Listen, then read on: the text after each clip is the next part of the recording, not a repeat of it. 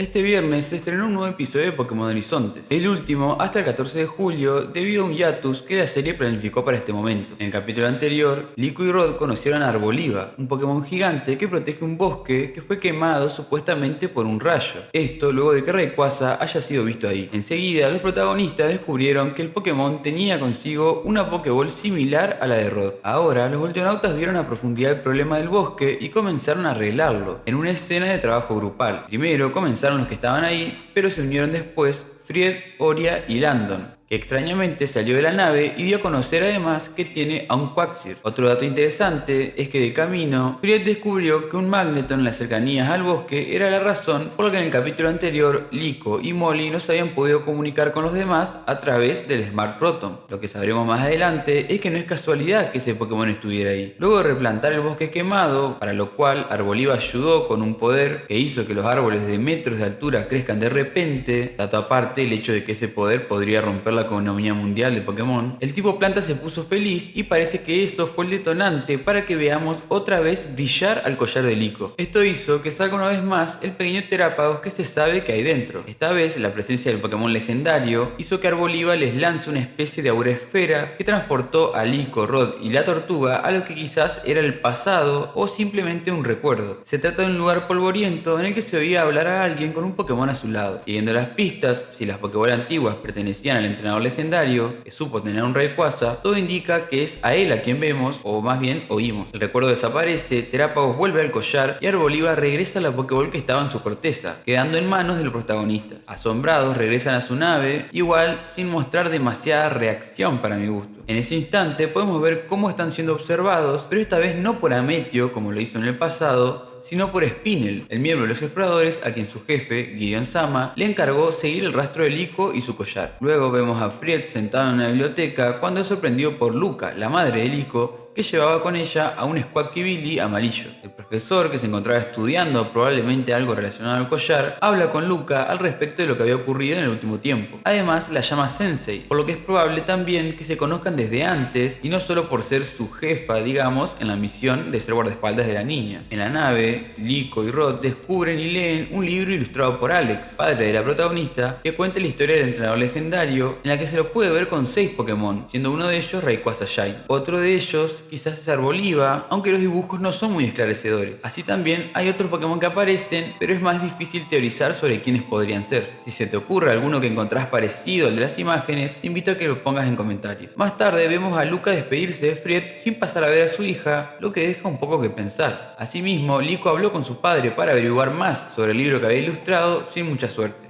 Terminando su aventura en el bosque, los voltenautas ahora van detrás de su próxima pista para averiguar la verdad sobre el collar y las Pokéball antiguas. Aquí es donde vemos que los protagonistas están siendo nuevamente observados, esta vez por Vigijim, que se une luego al Magneton de antes. En el siguiente plano podemos ver a Spinel nuevamente, por lo que podríamos llegar a entender que estos Pokémon le pertenecen. Antes de hablar de los avances del episodio, podemos mencionar que hubo un debut de un Pokémon de Paldea en este capítulo, siendo el nombrado Squawkabilly de Luca. Con él ya van 17 Pokémon que debutaron de un total de 110. En el caso particular de esta cotorra, tiene además diferentes colores posibles, por lo que nos resta ver en la saga alguno color verde, azul y blanco. También descubrimos, como dijimos, que Landon posee un Quagsir y que además lo tiene siempre en la Pokébola, lo cual sorprende un poco viendo la cantidad de Pokémon que andan sueltos en la nave sin problemas. Ahora sí, en los avances se mostró solo algunas de las cosas que pasarán en el próximo capítulo. Sin embargo, luego en internet trascendió también una preview más extendida de lo que se viene en el anime y por supuesto es más interesante. Esto yo creo que para compensar que, como dije al principio del video, hay una pausa en la transmisión de la serie hasta el próximo 14 de julio. En suma, en los próximos capítulos veremos a Fried enfrentando al Vigijim y al Magneton que vimos antes, ante lo cual se verá obligado a utilizar la teracristalización por primera vez. Además, aparecerá en la serie Enigma, la Pokétuber de los juegos y que al menos nuevamente en los juegos es también líder de gimnasio. Así como vemos que alguien parece haberle podido robar el collar a Liko. Hasta acá el video de hoy. Si te gustó, puedes dejar tu like y suscribirte a mi canal para más contenido sobre Pokémon y otras series.